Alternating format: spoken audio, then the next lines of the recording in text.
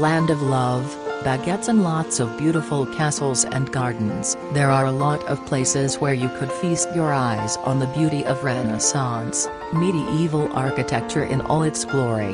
However, we're going to talk about one specific castle that grabbed our attention. This article is dedicated to the Chateau de Villandry and its beautiful garden.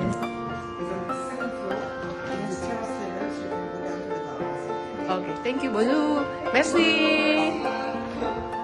We will cover the essential information in the following paragraphs. We will talk a little about the history of Chateau de Villandry. We will show you some of the most popular and beautiful gardens. We will also share some useful info for those of you who are planning a trip to the fortress. Let's get into it. The Chateau of Villandry is a beautiful castle, inhabited since the Renaissance. It is one of the most magnificent castles ever built on the banks of the Loire. As the title says, the villa is in Villandry, which is around 100 kilometers away from Angers and another 100 kilometers from Le Mans.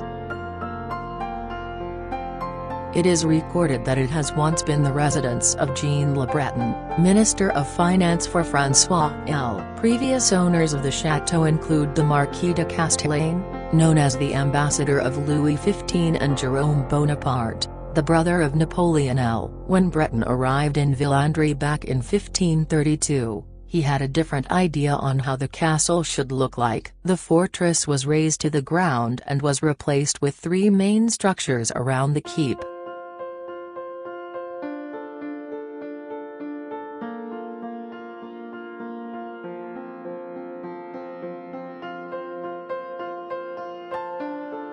Only the keep was left untouched because of the interesting story behind its walls. This is where the conference on the 4th of July 1189 was held and where Henry LL of England signed out a piece of Colombiers Treaty, La Paix de Colombiers, before his death. Jean was also interested in gardening and wanted to make the chateau even more outstanding as it already was. With some help and his knowledge of the art of gardening,